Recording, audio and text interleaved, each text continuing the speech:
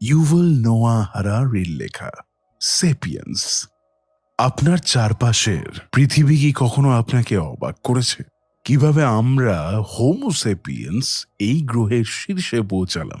ইতিহাস কি শুধুই রাজা রানী, যুদ্ধ আর সীমানার গল্প, নাকি এর গভীরে লুকিয়ে আছে আরো কিছু? আজ আমরা আলোচনা করব ইউভাল নোয়া হারারির বিশ্ববিখ্যাত বই সেপিয়েন্স, যা আমাদের মানব জাতির অতীত, বর্তমান ও ভবিষ্যৎ সম্পর্কে এক নতুন দৃষ্টিভঙ্গি দেবে। চলুন একসাথে এই অসাধারণ যাত্রায় পা রাখি। একটা সময়ের কথা ভাবুন, আজ থেকে ৭০,০০০ বছর আগের কথা। আফ্রিকার এক প্রান্তে নিয়ান্ডারথাল আর একদল হোমো সেপিয়েন্স বাস করত। নিয়ান্ডারথালরা ছিল শক্তিশালী, পেশিবহুল, প্রকৃতির সঙ্গে ভালোভাবে মানিয়ে নিতে পারত। অন্যদিকে সেপিয়েন্সরা দেখতে অনেকটা আমাদের মতো। তারা তুলনামূলকভাবে দুর্বল ছিল, কিন্তু তাদের ছিল একটি বিশেষ শক্তি, কল্পনা। সেপিয়েন্সের সবচেয়ে বড় শক্তি ছিল তাদের কল্পনা শক্তি। তারা এমন কিছু জিনিস তৈরি করলো যা বাস্তবে নেই, কিন্তু সবাই তা বিশ্বাস করে। যেমন তারা ধর্ম তৈরি করলো, দেবদেবীর উপাসনা শুরু করলো। এই কল্পনার জোরেই তারা বিশাল সমাজ গড়ে তুলতে পারল। একদিন একদল সেপিয়েন্স দেখল যে বজ্রপাতের ফলে গাছপালায় আগুন লেগেছে। প্রথমে তারা ভয় পেয়ে দূরে সরে গেল, কিন্তু কিছু সাহসী সেপিয়েন্স দেখল যে এই আগুন দিয়ে তারা খাবার গরম করতে পারে এবং শীতের রাতে উষ্ণ থাকতে পারে। এই আবিষ্কার তাদের জীবন বদলে দিল। আগুনের সাহায্যে তারা বন্য প্রাণীদের দূরে রাখতে পারল এবং নতুন ধরনের খাবার খেতে শুরু করলো। এর ফলাফল কি হলো? নিয়ান্ডারথালরা হারিয়ে গেল আর হোমো সেপিয়েন্স টিকে রইল। Chapter 1, cognitive Biplab, the cognitive revolution. Yuval নোয়া হারারি রচিত sapiens, a brief history of human kind বইটির অধ্যায় দি কগনিটিভ রেভলিউশনে মানব সভ্যতার বিবর্তনের এক গুরুত্বপূর্ণ পর্যায় নিয়ে আলোচনা করা হয়েছে। এই অধ্যায়ে তিনি ব্যাখ্যা করেছেন কিভাবে আমাদের পূর্বপুরুষেরা বুদ্ধিবৃত্তিক উন্নয়নের মাধ্যমে অন্যান্য প্রজাতির তুলনায় উন্নত হয়ে উঠেছে এবং কিভাবে কল্পনা শক্তি, ভাষা, সামাজিক সহযোগিতা ও সাংস্কৃতিক উদ্ভাবন আমাদের পৃথিবীকে পরিবর্তন করেছে। এই অধ্যায়ের মূল থিম হল ৭০,০০০ থেকে ৩০,০০০ বছর আগে ঘটে যাওয়া এক বুদ্ধিবৃত্তিক বিপ্লব, যা হোমো সেপিয়েন্সদের অন্য প্রাণীদের তুলনায় অনন্য করে তুলেছে। কগনিটিভ বিপ্লবের সূচনা। মানব ইতিহাসে কগনিটিভ বিপ্লব এক গুরুত্বপূর্ণ মোড়। এর আগেও পৃথিবীতে বিভিন্ন মানব প্রজাতি ছিল, যেমন নিয়ান্ডারথাল, ডেনিসোভান ইত্যাদি, কিন্তু শুধুমাত্র হোমো সেপিয়েন্সরা টিকে থাকতে পেরেছিল এবং ধীরে ধীরে তারা পৃথিবীর বিভিন্ন অঞ্চলে ছড়িয়ে পড়েছিল। কগনিটিভ বিপ্লবের মূল কারণগুলোর মধ্যে রয়েছে: নাম্বার 1, ভাষার উন্নতি। মানুষ এমন একটি ভাষা অর্জন করে যা শুধু মৌলিক তথ্য বিনিময়ের জন্য নয়, বরং কল্পনা শক্তি, গুজব, গল্প ও বিশ্বাসের মাধ্যমে বৃহত্তর সামাজিক সংযোগ তৈরি করতে সাহায্য করে। নাম্বার 2, কল্পনা শক্তির বিকাশ। কগনিটিভ বিপ্লবের সবচেয়ে গুরুত্বপূর্ণ দিক হল কল্পনা শক্তি। এটি মানুষের জন্য মিথ বা কাহিনী তৈরি করা, ধর্ম ও সংস্কৃতির বিকাশ ঘটানো এবং বৃহৎ পরিসরে সহযোগিতার ভিত্তি গঠন করা সম্ভব করেছে। নাম্বার 3, গোষ্ঠীগত সহযোগিতা। অন্যান্য প্রাণীর তুলনায় মানুষ বড় দলে সহযোগিতা করতে শিখেছিল। এর ফলে তারা বড় সমাজ গঠন করতে পেরেছিল এবং শিকার, খাদ্য সংগ্রহ ও আত্মরক্ষার ক্ষেত্রে সফল হয়েছিল। নাম্বার 4, প্রযুক্তির বিকাশ। এই সময় মানুষ আগুন ব্যবহার করতে শুরু করেছিল, উন্নত অস্ত্র তৈরি করেছিল এবং নতুন ধরনের খাদ্য সংগ্রহের কৌশল তৈরি করেছিল। ভাষার গুরুত্ব এবং সমাজ গঠন। কগনিটিভ বিপ্লবের সময় হোমো সেপিয়েন্সরা এমন একটি ভাষা বিকাশ করে যা অন্য প্রাণীদের ভাষার চেয়ে অনেক বেশি জটিল এবং কার্যকর ছিল। সাধারণত প্রাণীরা কেবলমাত্র মৌলিক সংকেতের মাধ্যমে তথ্য আদান প্রদান করে, যেমন বিপদের সংকেত বা খাদ্যের অবস্থান নির্দেশ করা। কিন্তু মানুষের ভাষা শুধুমাত্র বাস্তব জগতের তথ্য আদান প্রদানের মধ্যেই সীমাবদ্ধ ছিল না, বরং তারা কল্পনাপ্রসূত গল্প বলতে পারত। নাম্বার 1, গুজব এবং গল্প বলা। গল্প বলার ক্ষমতা মানুষকে অজানা বিষয় সম্পর্কে কল্পনা করতে এবং বিশ্বাস করতে শিখিয়েছিল। কল্পনার মাধ্যমে মানুষ বিশ্বাসের ভিত্তিতে বড় বড় সমাজ তৈরি করতে পেরেছিল। নিছক বাস্তবতার বাইরে গিয়ে মানুষ সামাজিক বাস্তবতা তৈরি করেছিল, যা আইন, ধর্ম, ব্যবসা, জাতি এবং সংস্কৃতির ভিত্তি স্থাপন করেছিল। 2, মিথ বা কাল্পনিক বাস্তবতা। একত্রে কাজ করার জন্য সাধারণ একটি বিশ্বাসের প্রয়োজন হয়। ধর্ম, জাতীয়তা, অর্থনীতি এসব কল্পিত ধারণা বা মিথের উপর ভিত্তি করেই সমাজ গঠিত হয়েছে। উদাহরণস্বরূপ, টাকা নিজেই কোনো মূল্যবান বস্তু নয়, তবে মানুষ এটি একটি মূল্যবান মাধ্যম বলে বিশ্বাস করে বলে এটি গুরুত্বপূর্ণ হয়ে ওঠে। 3, সামাজিক সংহতি। মানুষ অন্যান্য প্রাণীদের তুলনায় বড় ও জটিল গোষ্ঠীতে সহযোগিতা করতে পারে। যদি একটি দল 150 জনের বেশি বড় হয়, তাহলে সদস্যদের একে অপরের সম্পর্কে জানার সীমাবদ্ধতা থাকে। মিথ এবং বিশ্বাসের ওপর ভিত্তি করে বড় দলগুলো একত্রিত হতে পেরেছিল। হোমো সেপিয়েন্স বনাম অন্যান্য মানব প্রজাতি। প্রায় 70,000 বছর আগে হোমো সেপিয়েন্সরা আফ্রিকা থেকে বেরিয়ে আসে এবং ইউরোপ ও এশিয়ার বিভিন্ন অঞ্চলে ছড়িয়ে পড়ে। কিন্তু তখন পৃথিবীতে নিয়ান্ডারথালদের মতো অন্যান্য মানব প্রজাতিরাও ছিল। প্রশ্ন হলো, হোমো সেপিয়েন্সরা কেন বেঁচে থাকলো আর অন্যরা কেন বিলুপ্ত হয়ে গেল? প্রধান কারণগুলো: নাম্বার 1, ভালো যোগাযোগ ও সহযোগিতা। নিয়ান্ডারথালদের তুলনায় হোমো সেপিয়েন্সরা বৃহৎ গোষ্ঠীতে কাজ করতে পারত। তাদের ভাষা উন্নত ছিল, যা কৌশল, পরিকল্পনা, অভিজ্ঞতা ভাগাভাগির ক্ষেত্রে সহায়ক ছিল। নাম্বার 2, শক্তিশালী সামাজিক বন্ধন। বড় গোষ্ঠীতে থাকা সত্ত্বেও সেপিয়েন্সরা সামাজিক সংগতি বজায় রাখতে পেরেছিল। তাদের কল্পনা শক্তি এবং মিথ তৈরি করার ক্ষমতা তাদের একত্রিত করেছিল। নাম্বার 3, প্রযুক্তিগত অগ্রগতি। আগুন ব্যবহার, উন্নত অস্ত্র তৈরি এবং নতুন শিকারের কৌশল তাদের জীবনধারাকে সহজ করেছিল। এই কারণগুলোর ফলেই হোমো সেপিয়েন্সরা দ্রুত বিস্তার লাভ করেছিল এবং অন্যান্য মানব প্রজাতির স্থান দখল করেছিল। সংস্কৃতি ও সভ্যতার উত্থান। কগনিটিভ বিপ্লবের মাধ্যমে মানুষের সাংস্কৃতিক বিকাশের পথ সুগম হয়। এটি কেবল শারীরিক অভিযোজন নয়, বরং মানুষের চিন্তার জগতে এক বিরাট পরিবর্তন ঘটায়। নাম্বার 1, ধর্মের সৃষ্টি। কল্পনা শক্তির সাহায্যে মানুষ আত্মা, দেবতা এবং অতিপ্রাকৃত বিশ্বাস সৃষ্টি করতে শুরু করে। এটি সমাজকে একত্রিত করতে সাহায্য করেছিল। অর্থনৈতিক ও বাণিজ্যিক ব্যবস্থা। মানুষ বিনিময় ব্যবস্থার মাধ্যমে দ্রব্য ও সেবা আদান প্রদান শুরু করে। এটি ধীরে ধীরে নগর ও সভ্যতার ভিত্তি তৈরি করে। শিল্প ও সংস্কৃতি।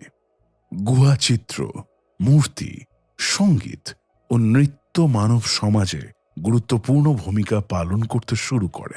এটি মানুষের সৃজনশীলতা ও যোগাযোগের নতুন মাধ্যম হয়ে ওঠে। চ্যাপ্টার 2, কৃষি বিপ্লব, দি এগ্রিকালচারাল রেভলিউশন। এই অধ্যায়ে ইউভাল নোয়া হারারি দেখিয়েছেন কিভাবে হোমো সেপিয়েন্সরা শিকারী সংগ্রাহক জীবনধারা থেকে কৃষি নির্ভর জীবনে পরিণত হয়েছিল এবং কিভাবে এই পরিবর্তন ইতিহাসের গতিপথকে বদলে দিয়েছে। প্রায় 12,000 বছর আগে শুরু হওয়া এই বিপ্লব মানব প্রজাতির জন্য একটি যুগান্তকারী ঘটনা হলেও হারারি দেখিয়েছেন যে এটি প্রত্যাশিত সুখ ও স্বাচ্ছন্দ্য বয়ে আনেনি, বরং এটি নতুন চ্যালেঞ্জ, কঠোর পরিশ্রম, রোগ ব্যাধি, সামাজিক অসমতা এবং রাজনৈতিক শোষণের ভিত্তি স্থাপন করেছিল। এই সারসংক্ষেপে আমরা কৃষি বিপ্লবের মূল কারণ, প্রভাব এবং পরিণতিগুলোর বিশদ ব্যাখ্যা করব। কৃষি বিপ্লব কি? কৃষি বিপ্লব হল সেই সময় যখন হোমো সেপিয়েন্সরা শিকারী সংগ্রাহকের জীবন ছেড়ে ফসল চাষ ও প্রাণী পালনের দিকে ঝুঁকতে শুরু করে। এটি খ্রিস্টপূর্ব আনুমানিক 9,500 থেকে 8500 সালের মধ্যে মধ্যপ্রাচ্যের ফার্টাইল ক্রিসেন্ট অঞ্চলে শুরু হয় এবং পরে তা সারা বিশ্বে ছড়িয়ে পড়ে। কেন মানুষ কৃষিকাজ শুরু করল? নাম্বার 1, খাদ্যের নিশ্চয়তা। ফসল চাষ এবং প্রাণী পালন করলে খাদ্যের উৎস নিয়ন্ত্রণ করা যায়।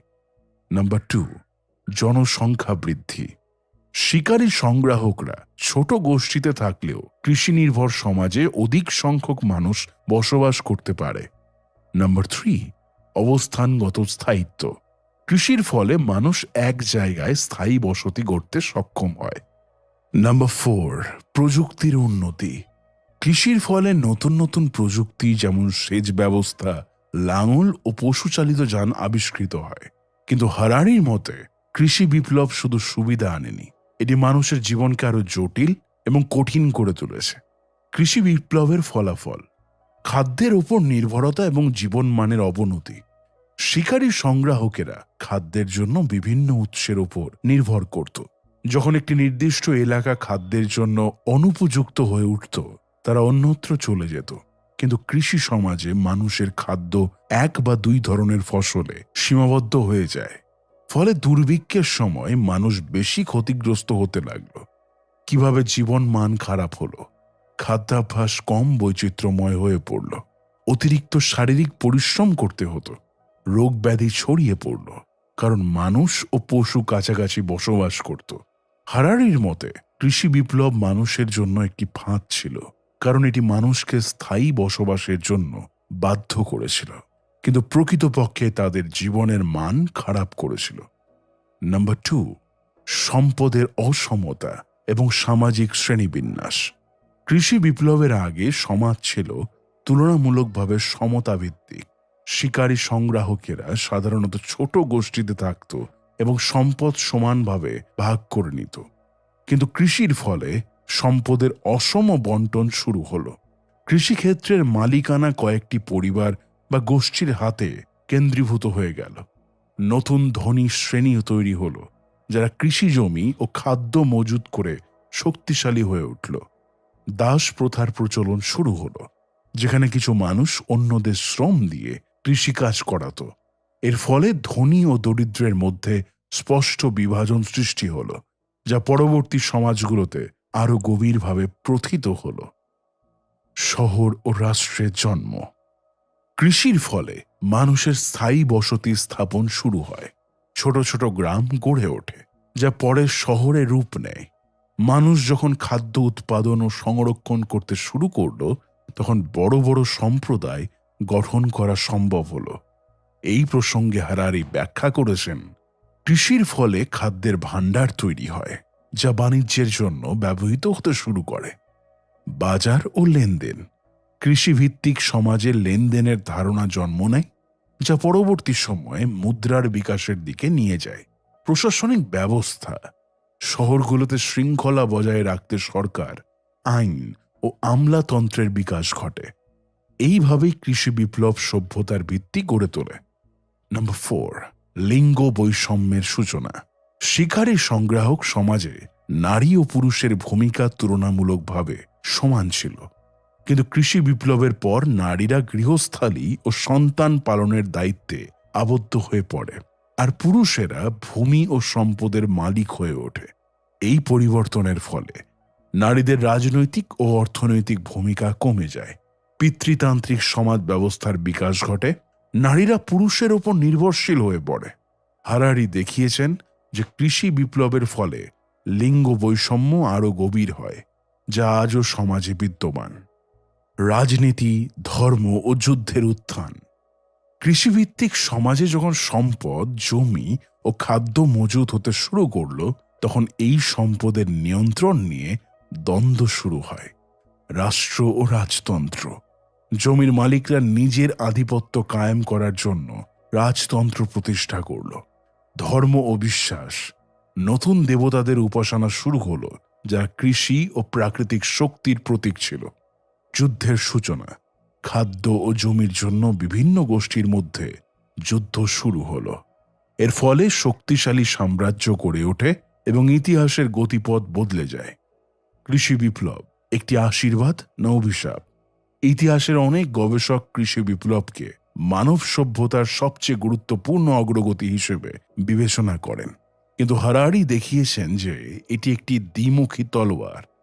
সুবিধা: খাদ্যের প্রাপ্যতা বেড়েছে, বড় বড় শহর ও সভ্যতা গড়ে উঠেছে, প্রযুক্তি, বাণিজ্য, বিজ্ঞান বিকশিত হয়েছে। কিন্তু অসুবিধা: মানুষের স্বাস্থ্য খারাপ হয়েছে, সম্পদের অসমতা তৈরি হয়েছে, কঠোর পরিশ্রম ও শোষণের সূত্রপাত হয়েছে, যুদ্ধ ও শাসন ব্যবস্থার কঠোরতা বেড়েছে। হারারি বলছেন, মানুষ কৃষিকে নয়, বরং কৃষি মানুষকে বশীভূত করেছিল। অর্থাৎ কৃষির ফলে মানুষ আরো সুখী ও স্বাচ্ছন্দ্যময় জীবন পাওয়ার বদলে কঠোর পরিশ্রম ও নতুন ধরনের দাসত্বের শিকার হয়েছে। সুতরাং কৃষি বিপ্লব মানব জাতিকে সভ্যতার দিকে ঠেলে দিলেও এটি সুখের নিশ্চয়তা দেয়নি, বরং এটি এক নতুন সংগ্রামের সূচনা করেছিল, যা আজও চলমান। চ্যাপ্টার 3: মানব জাতির একীকরণ, দি ইউনিফিকেশন অফ হিউম্যান কাইন্ড। এই অধ্যায়ে হারারি ব্যাখ্যা করেছেন যে যদিও প্রাচীনকালে মানুষ বিভিন্ন ছোট ছোট গোষ্ঠীতে বিভক্ত ছিল, ধীরে ধীরে তারা একটি অভিন্ন বৈশ্বিক সমাজের দিকে এগিয়ে গেছে। তিনি দেখিয়েছেন যে তিনটি প্রধান শক্তি, অর্থনীতি, রাজনীতি ও সংস্কৃতি, কিভাবে মানুষকে একত্রিত করেছে এবং একটি অভিন্ন সভ্যতার দিকে ঠেলে দিয়েছে। মানবজাতির বিভক্তি থেকে একীকরণের দিকে যাত্রা। প্রাচীনকালে মানুষ বিভিন্ন উপজাতি, গোষ্ঠী বা ছোট ছোট সম্প্রদায়ে বসবাস করত। প্রতিটি সম্প্রদায়ের নিজস্ব ভাষা, ধর্ম, রীতিনীতি ও জীবনধারা ছিল। কিন্তু ধীরে ধীরে কিছু নির্দিষ্ট প্রক্রিয়ার মাধ্যমে এই বিচ্ছিন্ন সমাজগুলো একত্রিত হতে শুরু করে। হারারি তিনটি প্রধান শক্তিকে মানবজাতির একীকরণের চালিকা শক্তি হিসেবে চিহ্নিত করেছেন। নাম্বার 1: অর্থনৈতিক ব্যবস্থা, বাজার ও বাণিজ্য। নাম্বার 2: রাজনৈতিক ব্যবস্থা, সাম্রাজ্য ও আইন। নাম্বার 3: ধর্ম ও বিশ্বাস, বাণিজ্যের প্রভাব। প্রাচীনকালে বিভিন্ন গোষ্ঠী নিজেরাই খাদ্য ও সম্পদ উৎপাদন করত, কিন্তু ধীরে ধীরে বাণিজ্যের বিকাশ ঘটে, যা এক গোষ্ঠীকে অন্য গোষ্ঠীর ওপর নির্ভরশীল করে তোলে। এর ফলে বিভিন্ন সম্প্রদায়ের মধ্যে পারস্পরিক সংযোগ বৃদ্ধি পায়। হারারি বলেন, মানুষ কখনোই পুরোপুরি স্বয়ংসম্পূর্ণ ছিল না, বরং তারা সবসময় লেনদেন ও বিনিময়ের মাধ্যমে একে অপরের সঙ্গে সংযুক্ত ছিল। টাকার আবিষ্কার, কারেন্সি, একসময় বার্টার অর্থাৎ পণ্য বিনিময় ব্যবস্থার মাধ্যমে লেনদেন হতো, কিন্তু এটি জটিল ছিল। তাই মুদ্রার অর্থাৎ মানি এই আবিষ্কারের এক অভিন্ন অর্থনৈতিক ভাষা তৈরি করল, যা বিভিন্ন সভ্যতাকে সংযুক্ত করল। সোনা, রূপা, কাগজের নোট ইত্যাদি মুদ্রা হিসেবে ব্যবহৃত হতে লাগল। পুঁজিবাদ ও বৈশ্বিক অর্থনীতির বিকাশ। আধুনিক যুগে পুঁজিবাদ অর্থনীতির সবচেয়ে শক্তিশালী ভিত্তি হয়ে ওঠে। আজকের বিশ্ব ব্যবস্থায় অর্থনৈতিক সংযোগ এতটাই শক্তিশালী যে কোনো একটি দেশের অর্থনীতি ধসে পড়লে এর প্রভাব গোটা বিশ্বে পড়ে।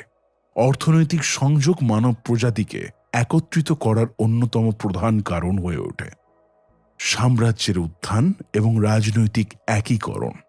হারারি দেখিয়েছেন যে ইতিহাসে বড় বড় সাম্রাজ্য গড়ে ওঠার ফলে বিভিন্ন জাতিগোষ্ঠী একত্রিত হতে বাধ্য হয়েছে। প্রাচীন সাম্রাজ্যের ভূমিকা। রোমান সাম্রাজ্য, পারস্য সাম্রাজ্য, মোগল সাম্রাজ্য ও চীনের বিভিন্ন রাজবংশ রাজনৈতিক সংহতির মাধ্যমে বহু জাতিকে একত্রিত করেছিল। এই সাম্রাজ্যগুলো এক অভিন্ন শাসন ব্যবস্থা, আইন ও প্রশাসনিক কাঠামো তৈরি করেছিল। এর ফলে বিভিন্ন জাতি ও সংস্কৃতির মানুষ একত্রে বসবাস করতে শিখেছিল। আইন ও প্রশাসন। সাম্রাজ্যগুলো একটি অভিন্ন আইন ব্যবস্থা প্রতিষ্ঠা করেছিল, যা মানুষকে নির্দিষ্ট নিয়ম কানুনের মধ্যে আনতে সহায়তা করেছিল। উদাহরণস্বরূপ, রোমান আইন আজকের ইউরোপীয় আইন ব্যবস্থার ভিত্তি গঠন করেছে।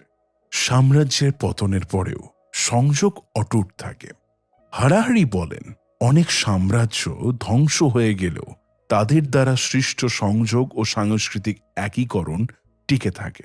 উদাহরণস্বরূপ, মোগল সাম্রাজ্য ভেঙে গেলেও ভারতের বিভিন্ন অঞ্চল আজও ঐক্যবদ্ধ রয়েছে। ধর্ম ও বিশ্বাসের ভূমিকা। ধর্ম শুধু আধ্যাত্মিক বিশ্বাস নয়, এটি এক অভিন্ন সামাজিক বন্ধন তৈরি করতে সাহায্য করেছে। প্রাচীন স্থানীয় ধর্ম থেকে বিশ্বজনীন ধর্মের দিকে পরিবর্তন। প্রথম দিকে প্রতিটি গোষ্ঠীর নিজস্ব দেবতা ও ধর্মীয় রীতি ছিল, কিন্তু পরে বিশ্বজনীন ধর্ম যেমন খ্রিস্ট ধর্ম, বৌদ্ধ ধর্ম ইত্যাদি বিকশিত হয়, যা বৃহৎ জনগোষ্ঠীকে সংযুক্ত করেছিল। বিশ্বজনীন ধর্মের বৈশিষ্ট্য। নাম্বার 1, সর্বজনীনতা। এই ধর্মগুলো জাতি, ভাষা বা অঞ্চল ভিত্তিক ছিল না, বরং সারা বিশ্বের মানুষের জন্য উন্মুক্ত ছিল। নাম্বার 2, নৈতিক নিয়মাবলী। ধর্ম সমাজের নিয়ন্ত্রণ প্রতিষ্ঠার জন্য নির্দিষ্ট নীতিগুলো প্রচার করেছিল। নাম্বার 3, মানুষের সমতা। অনেক বিশ্বজনীন ধর্ম মানুষকে জাতিভেদ বা পার্থক্য ছাড়াই একত্রে থাকার শিক্ষা দিয়েছে। ধর্ম ও সাম্রাজ্যের সম্পর্ক। সাম্রাজ্য ও শাসকেরা ধর্মকে নিজেদের শাসনের হাতিয়ার হিসেবে ব্যবহার করত। উদাহরণস্বরূপ, রোমান সাম্রাজ্য প্রথমে খ্রিস্ট ধর্ম দমন করলেও পরে এটিকে গ্রহণ করে এবং এটি ইউরোপ জুড়ে ছড়িয়ে পড়ে। ধর্ম ও আধুনিক বিশ্ব।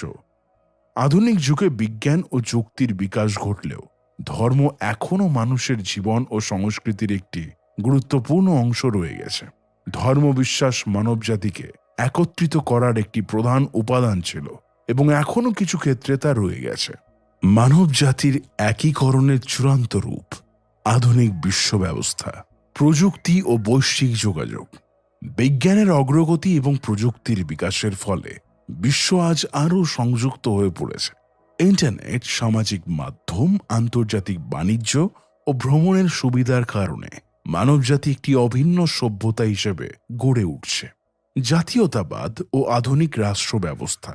সাম্রাজ্যের পরিবর্তে আজ জাতীয় রাষ্ট্র ব্যবস্থা প্রচলিত হয়েছে। আন্তর্জাতিক সংস্থা, জাতিসংঘ, ইউরোপীয় ইউনিয়ন এক বৈশ্বিক শাসন ব্যবস্থার ধারণা তৈরি করছে। ভবিষ্যতের দিক নির্দেশনা। হারারি প্রশ্ন তোলেন, এই একীকরণ প্রক্রিয়া ভবিষ্যতে কোথায় গিয়ে শেষ হবে? কি মানবজাতি একটি একক বৈশ্বিক সরকার তৈরি করবে? নতুন প্রযুক্তি ও কৃত্রিম বুদ্ধিমত্তা কি এই একীকরণে ত্বরান্বিত করবে? তিনি দেখান যে একীকরণের এই পথ চলা এখনো শেষ হয়নি, বরং এটি একটি চলমান প্রক্রিয়া। হারারি দেখিয়েছেন যে মানবজাতি ইতিহাসের অধিকাংশ সময় বিচ্ছিন্ন ছিল, কিন্তু অর্থনীতি, রাজনীতি ও ধর্মের মাধ্যমে তারা ধীরে ধীরে একত্রিত হয়েছে। প্রধান ইতিবাচক দিক। বিশ্ব এখন আগের চেয়ে বেশি সংযুক্ত ও সহযোগিতামূলক। প্রযুক্তি ও বাণিজ্যের বিকাশে মানুষ আরও একত্রিত হয়েছে। বিজ্ঞান ও জ্ঞানের আদান প্রদানের ফলে উন্নতি সম্ভব হয়েছে। প্রধান নেতিবাচক দিক। সাংস্কৃতিক পার্থক্য অনেক ক্ষেত্রেই একীভূত হওয়ার পরিবর্তে সংঘর্ষ তৈরি করছে। বিশ্বজুড়ে রাজনৈতিক ও অর্থনৈতিক বৈষম্য এখনো রয়ে গেছে। চূড়ান্ত ভাবনা। হারারির মতে আজকের বিশ্ব একটি একীভূত বিশ্ব, কিন্তু তা কি মানবজাতির জন্য আশীর্বাদ নাকি অভিশাপ তা সময়ই বলে দেবে। চ্যাপ্টার 4, বৈজ্ঞানিক বিপ্লব, দ্য সায়েন্টিফিক রেভলিউশন। এই অধ্যায়ে হারারি দেখিয়েছেন কিভাবে 500 বছর আগে শুরু হওয়া বৈজ্ঞানিক চিন্তাধারা ও গবেষণার ফলে মানবজাতির জ্ঞান, ক্ষমতা, সমাজের কাঠামো পুরোপুরি বদলে গেছে। প্রধান প্রশ্ন, কিভাবে মানুষ জগৎকে বোঝার জন্য বিজ্ঞানের উপর নির্ভর করা শুরু করল? কিভাবে এই নতুন জ্ঞানের ভিত্তিতে প্রযুক্তি, রাজনীতি ও অর্থনীতির বিপ্লব ঘটল? কিভাবে বৈজ্ঞানিক চিন্তাভাবনা বিশ্বকে আধুনিক যুগে নিয়ে এলো? এই সার সংক্ষেপে আমরা বৈজ্ঞানিক বিপ্লবের মূল কারণ, প্রভাব ও পরিণতিগুলো বিশদভাবে বিশ্লেষণ করব। বৈজ্ঞানিক বিপ্লব কি? বৈজ্ঞানিক বিপ্লব বলতে বোঝায় সেই সময়কাল যখন মানুষ প্রথমবারের মতো বিশ্বাস করা শুরু করল যে তারা সবকিছু জানে না এবং তারা নতুন জ্ঞান অর্জন করতে পারে। এটি আনুমানিক খ্রিস্টপূর্ব 1500 সালের দিকে ইউরোপে শুরু হয় এবং এটি আজও চলমান। বৈজ্ঞানিক বিপ্লবের মূল বৈশিষ্ট্য। নাম্বার 1, অজানাকে স্বীকার করা। মানুষ স্বীকার করতে শুরু করল যে তাদের সবকিছু জানা নেই এবং তারা পরীক্ষার মাধ্যমে নতুন জ্ঞান অর্জন করতে পারে। নাম্বার 2, পরীক্ষা ও পর্যবেক্ষণ শুধু ধর্মীয় বা ঐতিহ্যগত বিশ্বাস নয়, বরং বাস্তব পরীক্ষা ও পর্যবেক্ষণের মাধ্যমে সত্যকে যাচাই করা শুরু হলো। গণিত ও প্রযুক্তির ব্যবহার। বিজ্ঞানীরা প্রকৃতির ব্যাখ্যা দিতে গণিত ও প্রযুক্তি ব্যবহার করতে শুরু করলেন। হারারির মতে এই বিপ্লবের প্রধান চালিকা শক্তি ছিল নতুন জ্ঞানের সন্ধান, অজানার স্বীকৃতি এবং জ্ঞান অনুসন্ধান। প্রাচীন ও মধ্যযুগে মানুষ বিশ্বাস করত যে তাদের ধর্মগ্রন্থ এবং প্রাচীন দার্শনিকদের বইতে বিশ্বের সব প্রশ্নের উত্তর রয়েছে। কিন্তু বৈজ্ঞানিক বিপ্লবের সময় মানুষ বুঝতে পারে যে তারা সবকিছু জানে না। নতুন জ্ঞান অর্জন সম্ভব। পৃথিবী ও মহাবিশ্ব সম্পর্কে বোঝার জন্য পর্যবেক্ষণ ও গবেষণা করা দরকার। হারারি বলেন, প্রাচীন মানুষ মনে করত তারা সব জানে, কিন্তু আধুনিক মানুষ জানে যে তারা কিছুই জানে না। এই মনোভাব বিজ্ঞানীদের নতুন আবিষ্কার ও পরীক্ষা করতে অনুপ্রাণিত করেছিল। নম্বর 2, মহাবিশ্ব ও পৃথিবী সম্পর্কে নতুন ধারণা। বৈজ্ঞানিক বিপ্লবের সময় মহাবিশ্ব সম্পর্কে মানুষের দৃষ্টিভঙ্গি পুরোপুরি বদলে যায়। কোপারনিকাসের সূর্যকেন্দ্রিক তত্ত্ব, কোপারনিকাস হ্যালিওসেন্ট্রিক থিওরি।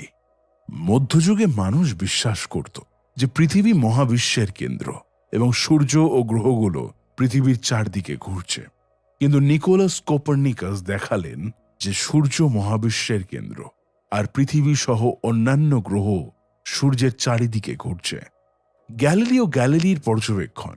গ্যালিলিও টেলিস্কোপের মাধ্যমে প্রমাণ করলেন যে কোপারনিকাসের তত্ত্ব সঠিক, কিন্তু চার্চ এই নতুন ধারণাকে বিপজ্জনক মনে করে এবং গ্যালিলিওকে কারাবন্দী করে রাখে। এই পরিবর্তন প্রমাণ করেছিল যে ধর্মীয় বিশ্বাসের পরিবর্তে বিজ্ঞানের প্রকৃত সত্য উদ্ঘাটনের উপায়।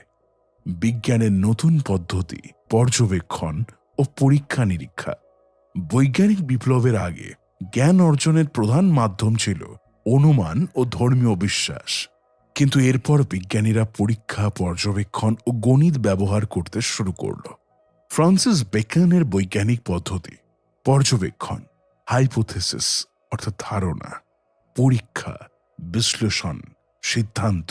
বেকন বলেন, বিজ্ঞান অনুমানের ওপর নির্ভর করে না, বরং পরীক্ষার মাধ্যমে সত্যতাকে যাচাই করে। এই নতুন পদ্ধতি বিজ্ঞানের সকল ক্ষেত্রে প্রয়োগ করা শুরু হয়। বিজ্ঞানের সঙ্গে সাম্রাজ্য ও অর্থনীতির সংযোগ। নতুন ভূগোল এবং আবিষ্কারের যুগ।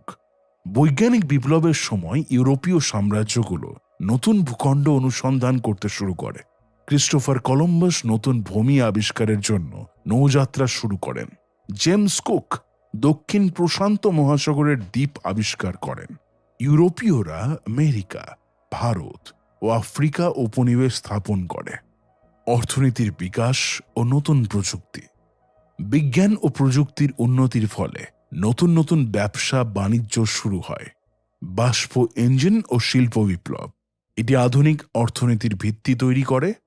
ঔপনিবেশিক শাসন। বিজ্ঞান ও প্রযুক্তির অগ্রগতির ফলে ইউরোপীয় সাম্রাজ্য বিশ্বব্যাপী ছড়িয়ে পড়ে। হারারি দেখান যে বিজ্ঞান, সাম্রাজ্য ও অর্থনীতি পরস্পরের সাথে জড়িত। চিকিৎসা ও প্রযুক্তির উন্নতি। চিকিৎসা বিজ্ঞানের বিপ্লব মানুষ রোগের প্রকৃত কারণ বুঝতে শুরু করে। জীবাণুতত্ত্ব, জার্ম থিওরি আবিষ্কৃত হয়। অ্যান্টিবায়োটিক ও ভ্যাকসিনের আবিষ্কার মানব জীবনকে রক্ষা করে। শিল্প ও প্রযুক্তির উন্নতি। বৈজ্ঞানিক আবিষ্কারের ফলে নতুন নতুন প্রযুক্তি তৈরি হয়। বিদ্যুৎ, কম্পিউটার ও ইন্টারনেটের মতো উদ্ভাবন বিশ্বকে বদলে দেয়। আধুনিক বিশ্বের জন্ম। বৈজ্ঞানিক বিপ্লবের ফলে একটি নতুন বিশ্ব ব্যবস্থা গড়ে ওঠে। বিজ্ঞান ও প্রযুক্তির উপর ভিত্তি করে রাষ্ট্র ও প্রতিষ্ঠান গঠিত হয়।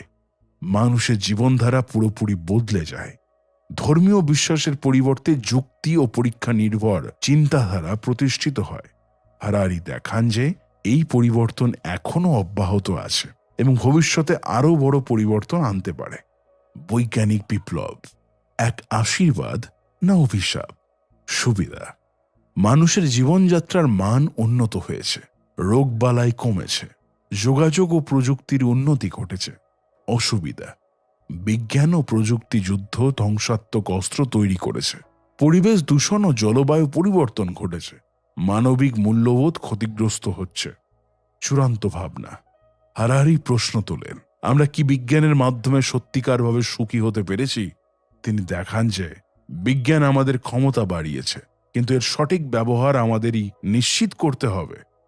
চ্যাপ্টার 5, শিল্প বিপ্লব, দ্য ইন্ডাস্ট্রিয়াল রেভলিউশন। এই অধ্যায়ে ব্যাখ্যা করা হয়েছে যে কিভাবে শিল্প বিপ্লব মানুষের জীবনযাত্রা, সমাজ, অর্থনীতি এবং পরিবেশকে সম্পূর্ণরূপে বদলে দিয়েছে। মূল প্রশ্ন, শিল্প বিপ্লব কি এবং এটি কেন শুরু হলো? এটি মানুষের জীবন ও সমাজকে কিভাবে পরিবর্তন করলো? এর ভালো ও খারাপ দিক কি? এই সার সংক্ষেপে আমরা শিল্প বিপ্লবের কারণ, প্রভাব ও ভবিষ্যতের সম্ভাবনা বিশদভাবে বিশ্লেষণ করব। শিল্প বিপ্লব কি?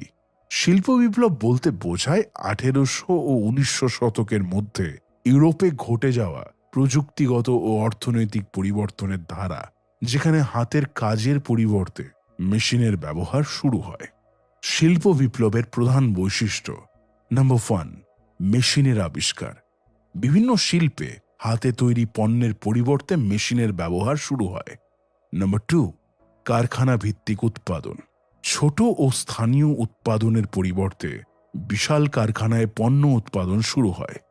নাম্বার 3, শ্রমশক্তির পরিবর্তন। কৃষি নির্ভর অর্থনীতি থেকে শিল্পভিত্তিক অর্থনীতিতে রূপান্তর ঘটে। নগরায়ন, আরবানাইজেশন। গ্রাম থেকে শহরে মানুষের সংখ্যা বাড়তে থাকে।